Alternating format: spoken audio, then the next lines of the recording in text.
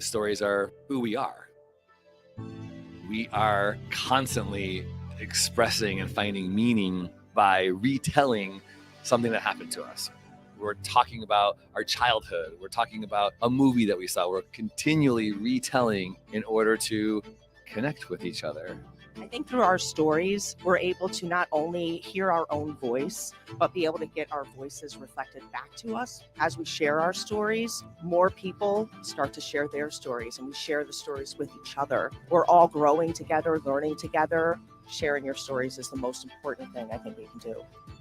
When you express yourself authentically, you connect with others in the community. Your story has an impact on others if you share it in the most authentic way.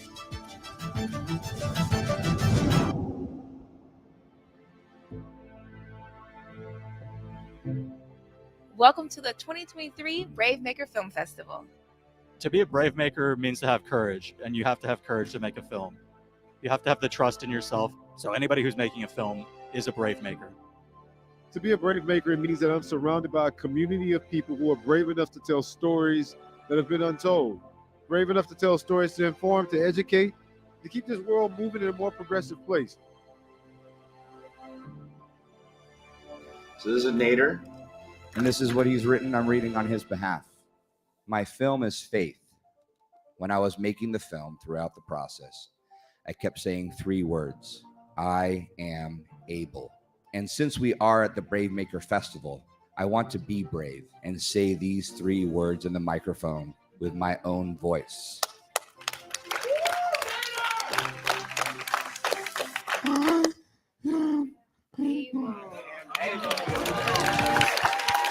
Caitlin Durkin!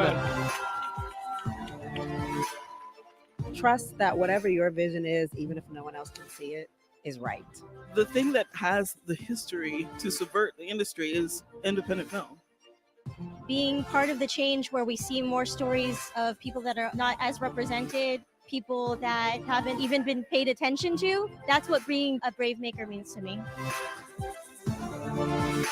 It's not about what you get at the end of your journey, but it's about who you become in the process. It's about the transformation and the growth that cultivates within you.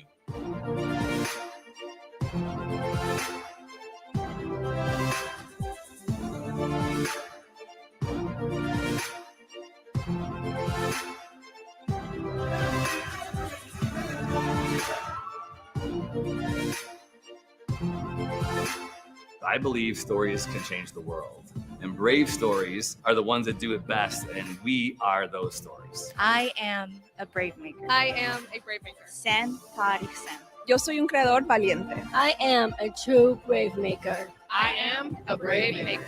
We are BraveMakers.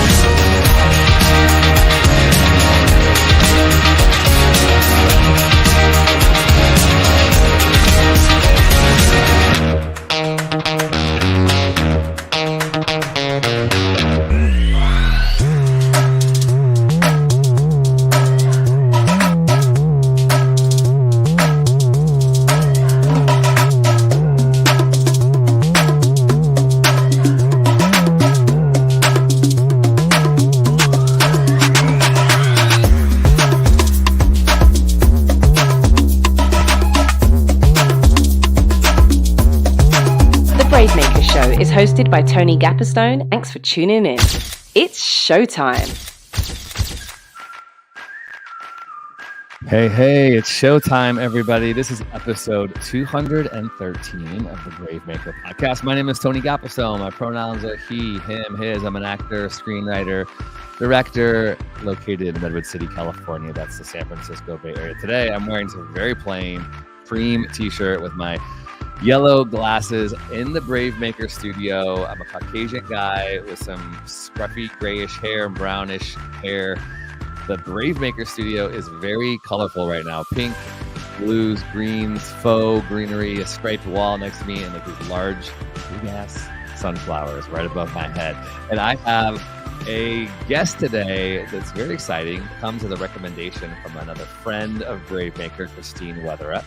And our guest today is a production supervisor and producer, and not only like on a cool show that you will all recognize, but one that I absolutely love, and that's Brooklyn Nine-Nine. So I'm going to welcome BEATRIZ, also known as B. Chahin.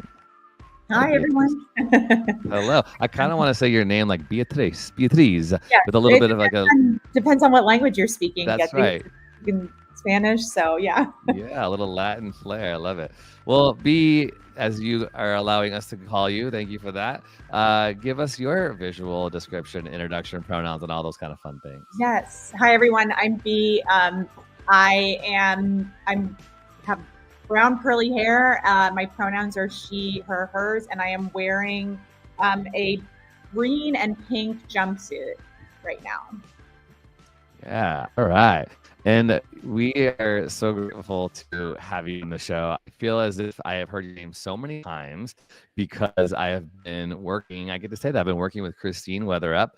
Christine has been up here in the Bay Area with our BraveMaker Academy, and she is a director that you produced her feature film called See You Next Christmas, which is on Peacock, and it's November 2nd. So everybody's talking about Christmas already.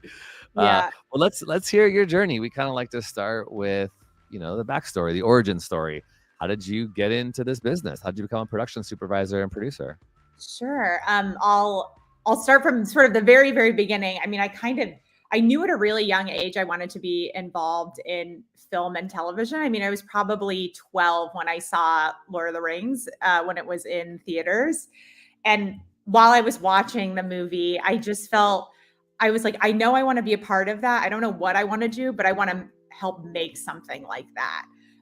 And so from there, I kind of went home and like my parents were getting Entertainment Weekly. So I was starting to collect them, and I was watching a lot of award ceremonies. And when Lord of the Rings came out on DVD, I would watch all the special features and just kind of see like, oh, how did they make this epic come to life?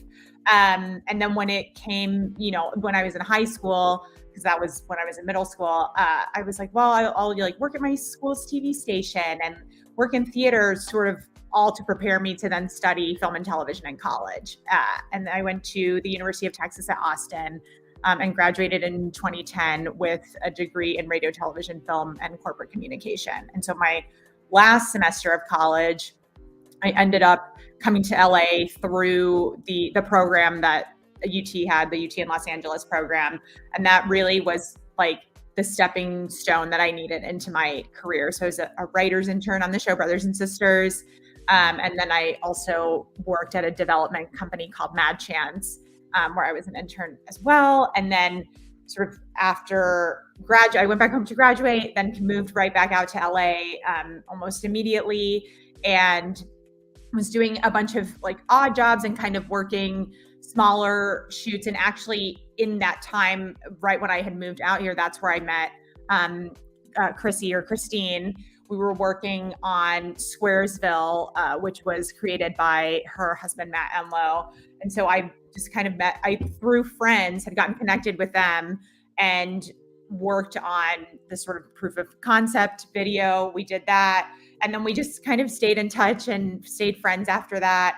And right after that sort of period of like doing smaller things, I ended up working as a development assistant at Mad Chance for about a year before I then did the NBC Page program.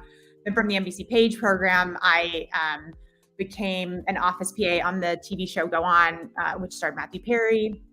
And sort of from there, kind of jumped from show to show. So I did Go On, and then I did The Newsroom on HBO, and then I started Brooklyn Nine-Nine as an office PA, and I did every episode of Brooklyn except for the pilot. So my time on Brooklyn, though, I was very, very fortunate. Season 1, I was PA, and then I got bumped up to secretary and line producer assistant, and then ended season 1 as assistant coordinator and line producer's assistant. Was that same position for season 2. And and then season 3 as well. And then seasons 4, 5, 6, and 7, I was production coordinator. At Brooklyn Nine-Nine season 8, which was our final season, I became production supervisor. And then sort of in between a few seasons, I did like pilots, and I had worked on a couple of other projects. And after, like right after season 7 of Brooklyn ended, just before season 8 is when we did See You Next Christmas. So that was all, we kind of got in. I'm sure Chrissy told you the story. We kind of got in right under the wire. Like we ended filming a month before the pandemic. And so then coming back from the pandemic, I ended up doing the pilot for Grand Crew, which we had started sort of before the pandemic. Then from the pilot of Grand Crew, went to season 8 of Brooklyn, where I was saying I was supervisor. Then right on the heels of that, went back to Grand Crew season 1. And then I went to Physical on Apple TV season 2 for that as supervisor. And then after that, I went back to Grand Crew season 2. And the last thing that I worked on was the LA unit of the Peacock show Bupkis with Pete Davidson. Oh, fun. Very fun. So you've had some real consistency, it sounds like. Do you feel like since the time that you graduated 2010 till now 2013, besides pandemic, do you feel as if it's been like the go from one job to the other job without a ton of lag in between, or was there lots of gaps that you had to kind of make ends meet with in other ways?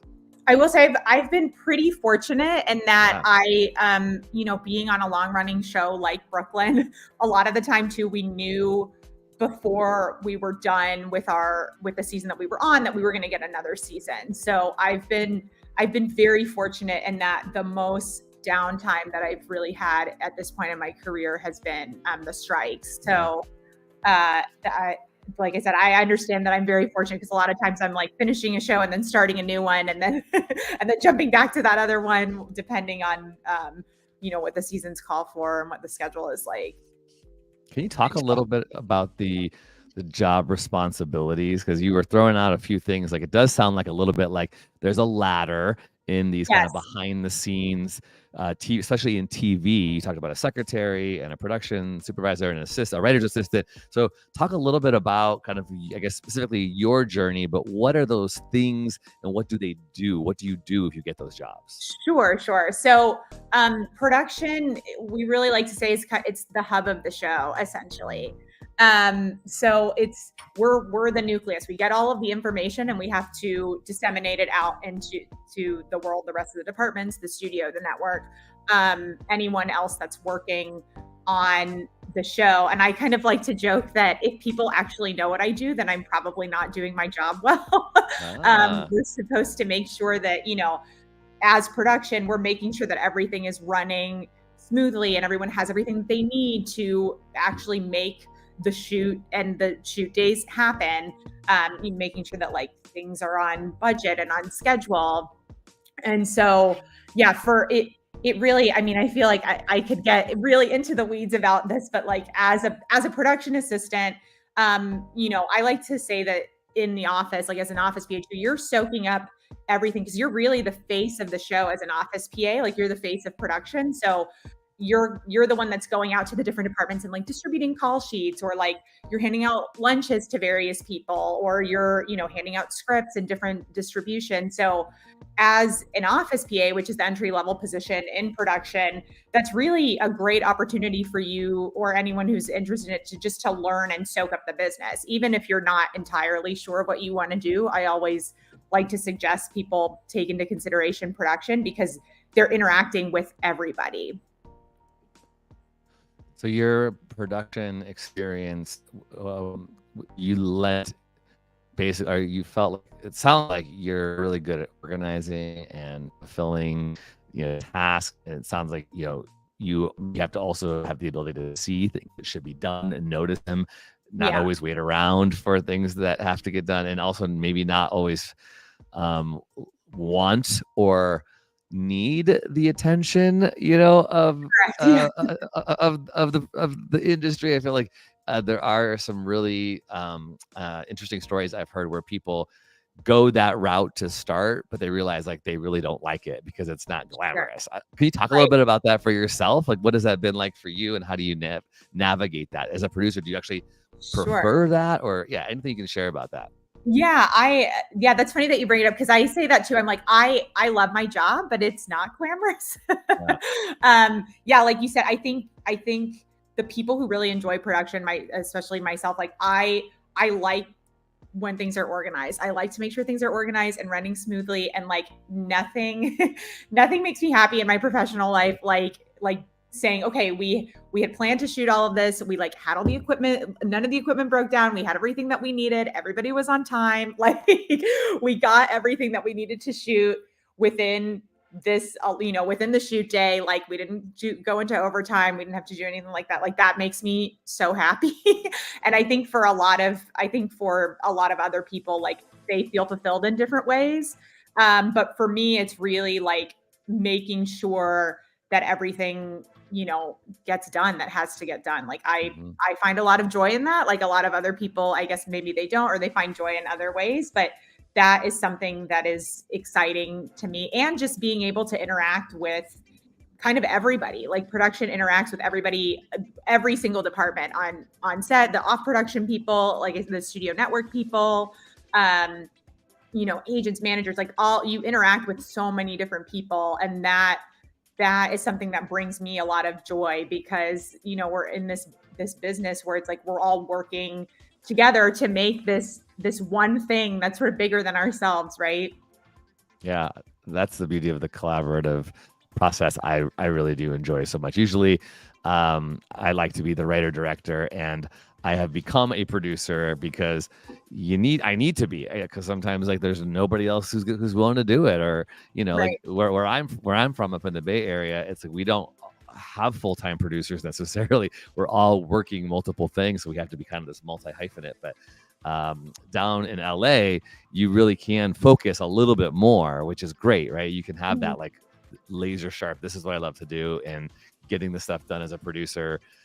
Like you're the first one in, last one out. You have to sometimes do everything and actually enjoy it. So that's really cool that has worked out for you. What are some of the things that you would say to an emerging producer? I know a lot of people who I do not want to direct. I don't like working with actors, or I don't want to act. I know that I don't want to be in front of the camera. Like, what are some like the things that you should say? Like, notice this about yourself. If you can do this, then you should probably go into this role, because it almost sounds like event planning sometimes. Like if you can put on an event, you could be a producer, right? It really is. Yeah. I would say if you're, I know we said this before, but if you're organized, if you're a people person, I think another thing that I enjoy too is helping people have their project like reach, its maximum potential, right? Like, because I'm not a writer, I'm not a director. I love them and I love working with them, but I get excited to help actualize all of these things, right? Like, so, sometimes people talk about things in theory, but I'm like, oh no, we'll figure out a way to actually get it done and like get it to screen and like make sure that people can actually see the final product. So yeah, I would say if you enjoy like the organizational aspect of it, if you enjoy just like talking to other people and you're good about championing these projects and really getting behind it, because as a producer and like sort of in the indie world, especially, like you and your fellow producers and the director and the writer, like you're the ones that are really having to champion this and do like, the grassroots marketing, or like the definitely the budgeting and getting the funds, like investors and all of that. So you really have to be passionate and kind of want to give 110%.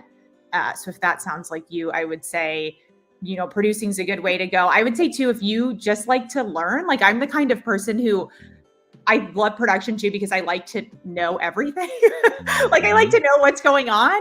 And so for me, like I like to learn about what people do. I like to be taught by sort of experts in their field. Like that's something that I love doing, is like either bringing on people to a project or just talking to people about, okay, what does this mean? If I'm not an expert in this, like, okay, can you explain this to me? I'd love to learn more about it. I just like to learn. And I feel like both indie producing and then production supervising too on the television side. Like you're just constantly learning and acquiring knowledge, and then you use that and you take that to the next project. So especially for people just starting out, I would say,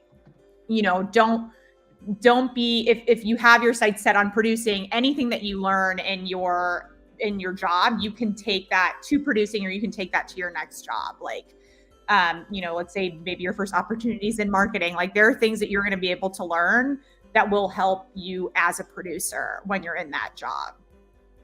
I like that you use the word champion. That's a really great word to describe a producer. Like you have to really, and also you talked about seeing, you have to be able to see into people and see their hopes and dreams and say, yeah, I want to take it and level it up or bring it to life or and partner with you. That's a really great way to describe it. You also talked about fundraising. Can we talk about that for a little bit? I'm curious, any of your thoughts around the raising of funds, because it's a very difficult endeavor right now, especially with the market. You did a feature film right before pandemic with Christine. Yes. What are the thoughts? It could be like high level things for people raising money right now, or how to change our mindset to not feel like it's a chore or to even avoid it as a producer. Yeah, that's it. That's a great question for sure. So for See You Next Christmas, we use the platform WeFunder.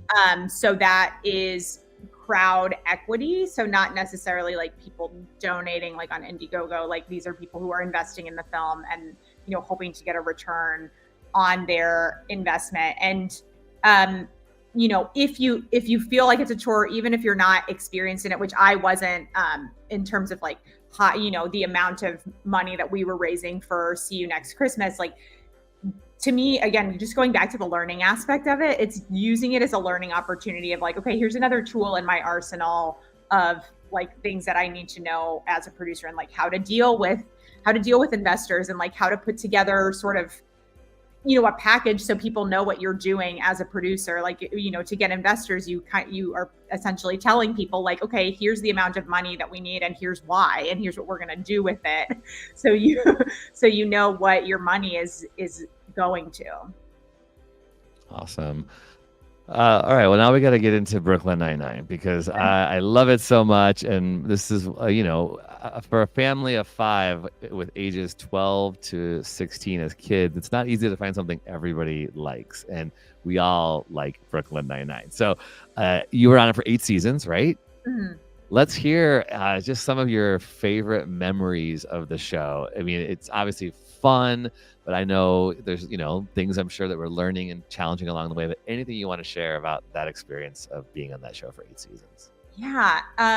One of my absolute favorite memories was season 1, when we were nominated and then subsequently won 2 Golden Globes, because everyone was it was so exciting. Like it felt like something very rare for a first season to sort of go through. And I, at the time, had just been stepping into my role after being an office PA. I then became production secretary and line producer's assistant. And I was sort of the point person for these like publicity events. And so I had gotten word from our publicity department, maybe whenever they were announcing it. So I know it was pretty early in the morning, and they were like, oh, the show's been nominated for for series, and Andy's been nominated for actor for the Golden Globes. And just to be, just the excitement and the buzz around it, we were like, oh my gosh, we're a brand new show and people are so excited to watch us, and we're already catching on, and the critics and all of these people are also watching, and it was a very exciting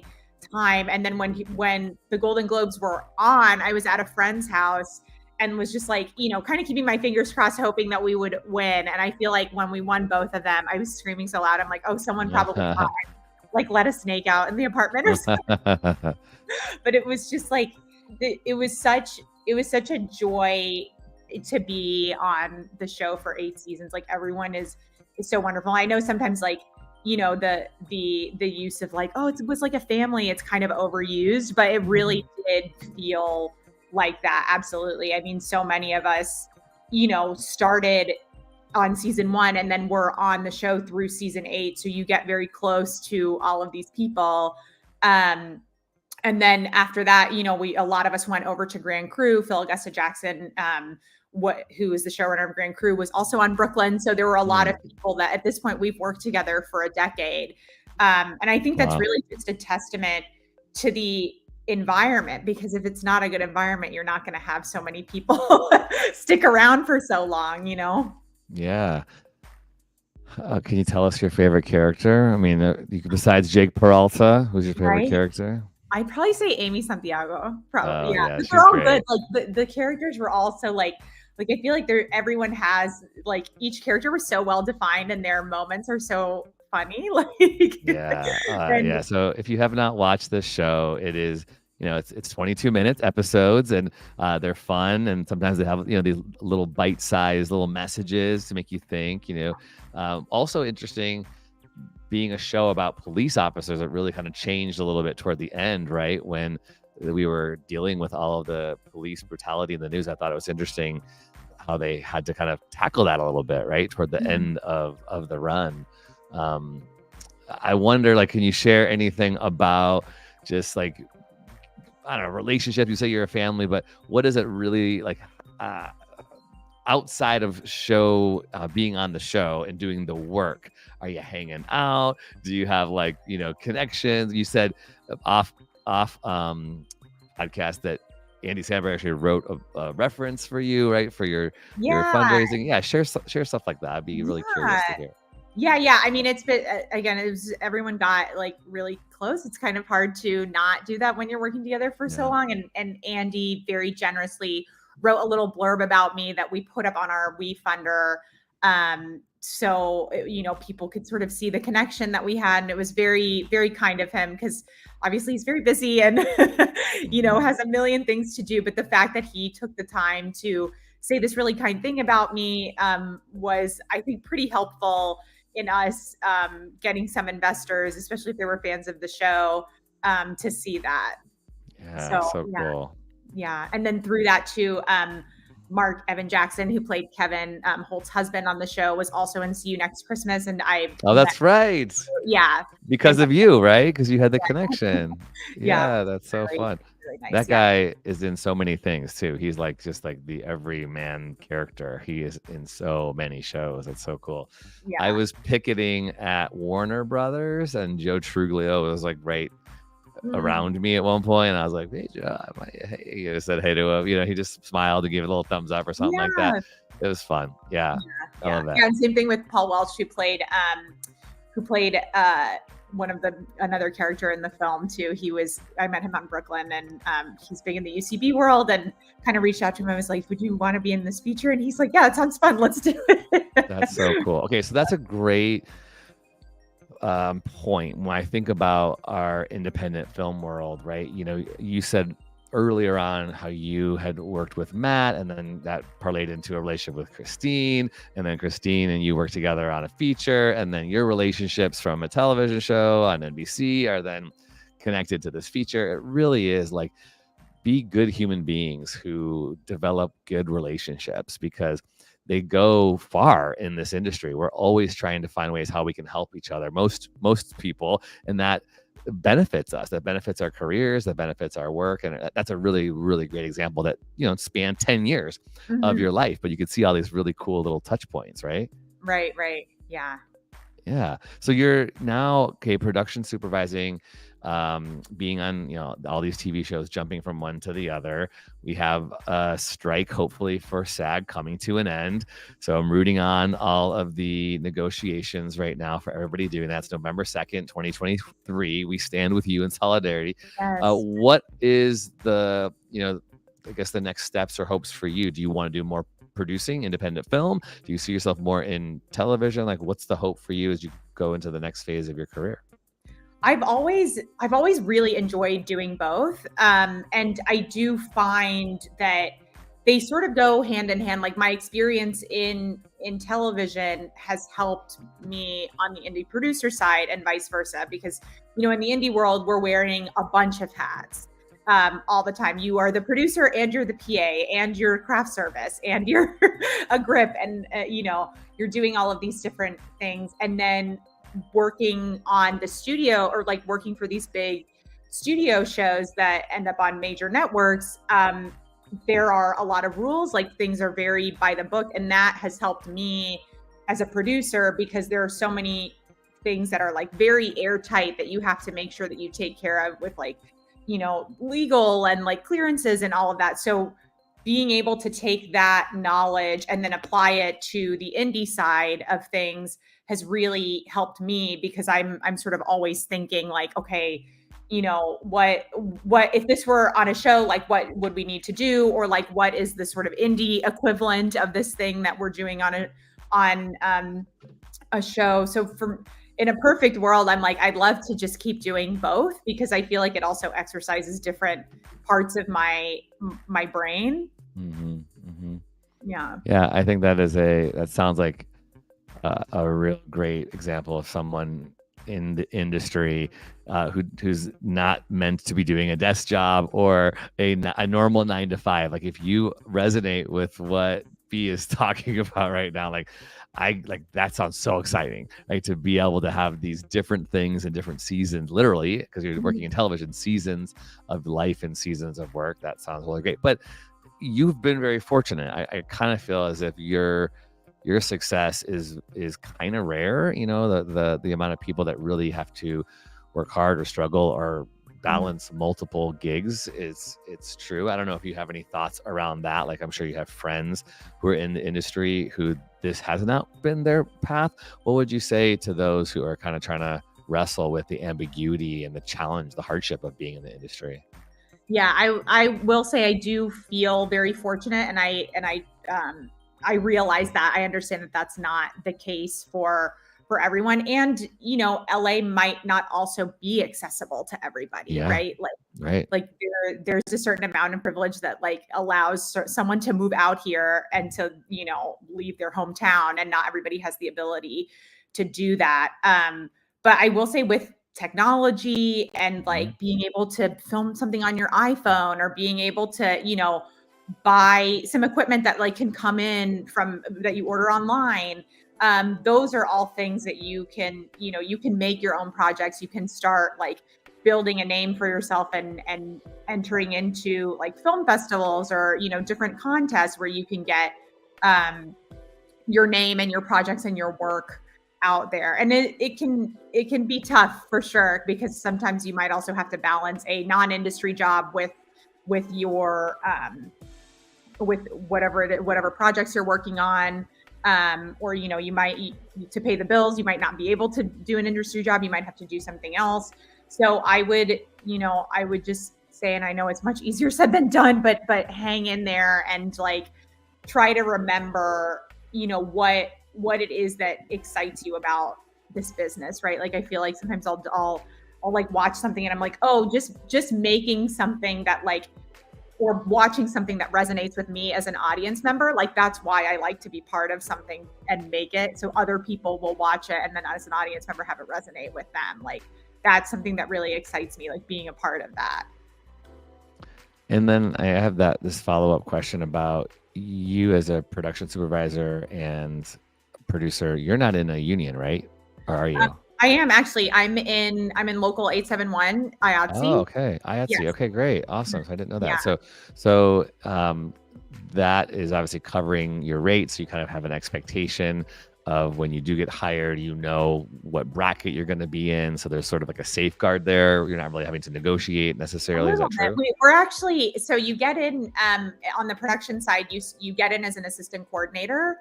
And so there are minimums for assistant coordinators. But then when you become a production coordinator and then sort of beyond that, it's all negotiable. So you are negotiating after, like assistant coordinators have minimums, and then after that you are negotiating. I'm also in the Producers Guild, but since the Producers Guild is not a union, they really don't have anything to do with my rate. Yeah, interesting. Okay, and IATSE is talking about striking next year, right? Isn't that kind of the discussion? The contract is up, so we'll see kind of what ends up happening.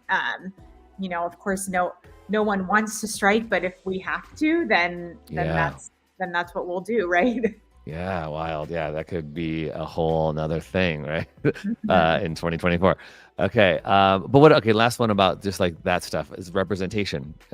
So your jobs come from your word of mouth or being recommended. Are you repped with an agent or manager? I'm not actually, Okay. but it's something that I feel like comes as you're moving up. That does come up in conversation. So I'm not yet repped, but have thought about it, and maybe in a few years, or we'll see kind of when it makes the most sense for me to get with representation. Yeah. What are some of your? Because I know I kind of got caught up in this, and I think a lot of people do. It's like I need a representative. I need to get a manager. I need to get an agent. And I think some of the best advice, and I'd love to hear your thoughts, is just don't stress on that. Just keep doing the work. Find a way to move forward. Find a way to make these connections. Find a way to get jobs on your own, because once you're doing that, you're going to draw some representation to you because they're going to see you as a value and as an asset. Do you agree? Do you have any thoughts around that? Yes. Yeah, I agree with that for sure. I mean, I think especially it might be a little bit different for people who are just strictly producers. But as you're, since I moved up in production, as you're moving up in production, the jobs that you get are really, on your own through either relationships that you have or relationships that other people have that sort of connect you to this. So yeah, like you said, the representation, I think, ends up coming later on, because all of those jobs sort of leading up to the producer jobs, you've kind of had to get on your own at that point, Yeah.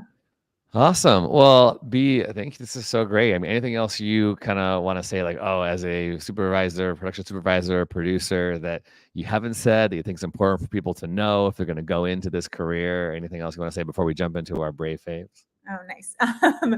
Yeah, I will say that, like, if it's, even if you're not sure, if it's just something that kind of piques your interest. I actually spoke to a recent grad yesterday who's like, I'm not sure if I want to do production or if I want to get into casting or development. And I'm like, production's such a great place to soak everything in. So you will learn a lot about yourself just working in production for either a season or on one project, because you have that interaction with everybody. So I will say that, and I will say, I mentioned it a little bit earlier, but like, everything that even if the job that you have or that you get or you're currently in isn't exactly what you want to do, take whatever you learn there and take it and apply that to either working your way up the production route or being a producer, because I guarantee you, like, for just producers and production in general, we all like just have to have so much knowledge of everything that, like, you're never going to be upset that you learned about something. Like, you're not going to feel like it's a waste of time. Mm-hmm. So explore and try it out and experiment too. And I think short films, student films, those are low stakes sometimes. Although I'm doing a short film this weekend, and I want people to have high stakes and have a high bar. But there is something to be said about volunteer and shadow people. Ask. You can always ask. Could I come on set? Could I watch you as a producer? Could I? If you know somebody who's in casting, could I sit in on a casting, which a lot of things are happening online in self-tapes now. But I think we kind of underestimate just asking and trying to find a way to learn or to watch before you commit to something. There's nothing wrong with that. And, obviously you went and got a degree in communications was it communications and production? Is that what it was? Yeah. Radio, television, film, and communication studies. But that's not everyone's journey. I was talking to some students yesterday. They're like, do I have to go to film school? I was like, if you can and you can afford it, it's a great opportunity, but not everybody can afford it. And not everybody wants to do it. And the teacher I was hanging out with said, film school is great for giving you a deadline because you have to turn in assignments. I was like, yeah, but if it comes with $100,000 debt, I can give myself deadlines. It's great. Well, cool. B, so great to meet you. And again, go watch sometime in the next 2 months. See you next Christmas on Peacock. Produced by B right here and directed and acted by Christine Weatherup, our mutual connection. All right, B, let's go into our Brave Fave. Brave Faves. TV shows, films, books, songs, technology, clothing, podcast, food, and more. These are a few of our favorite people, places, and things. Brave Faves. All right, so we just got out of spooky season, and all month long in October, I was recommending horror and scary movies.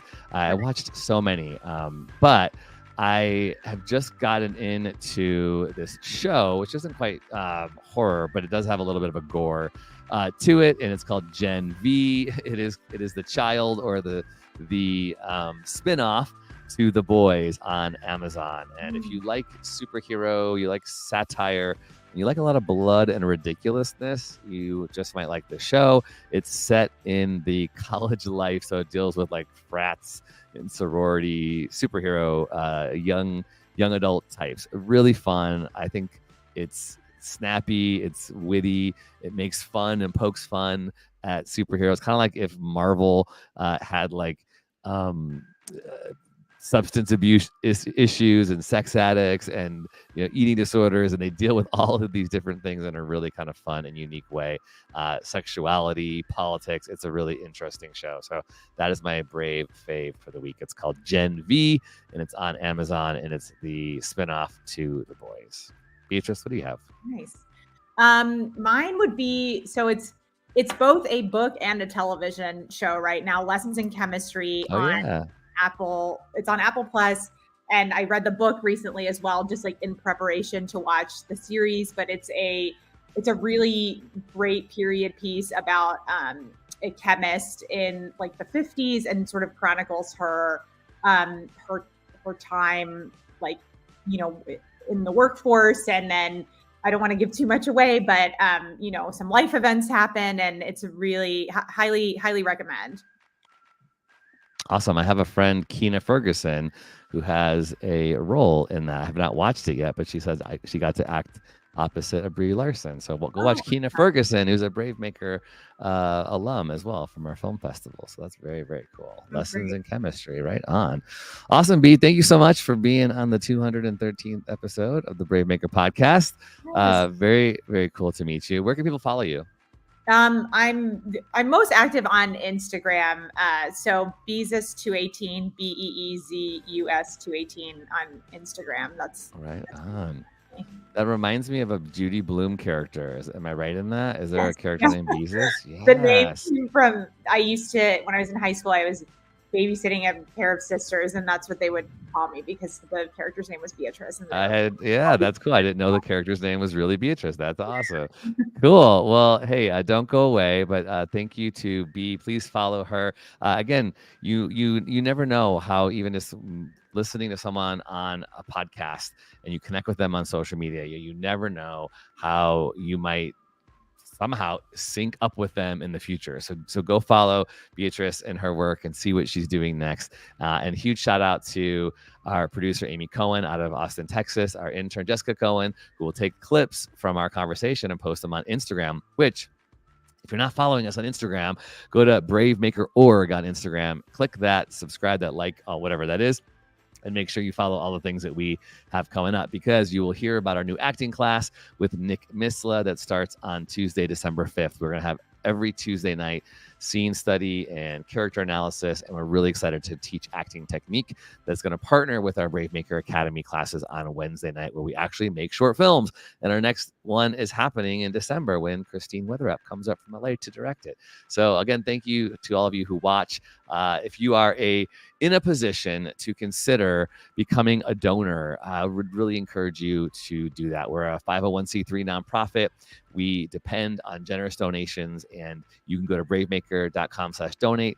Helps us do everything like pay our editor, Barnell Amos out of Grand Rapids, Michigan, and our social media manager and producer, Carrie Alley.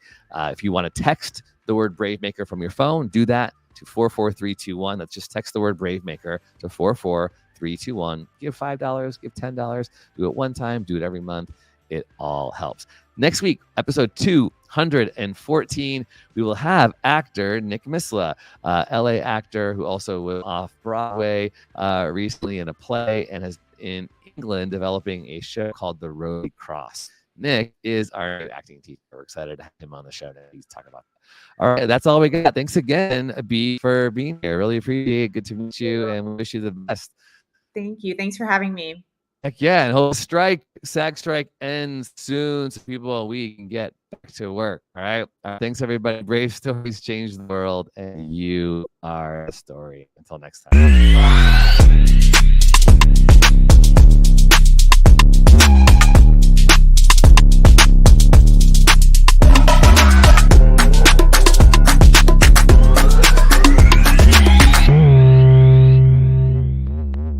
Follow us on Instagram, Twitter, YouTube, and Facebook at BraveMaker.org. Like, subscribe, and share. To become a monthly donor, text the word BraveMaker to 44321 or go to bravemaker.com/donate. Thanks for tuning in.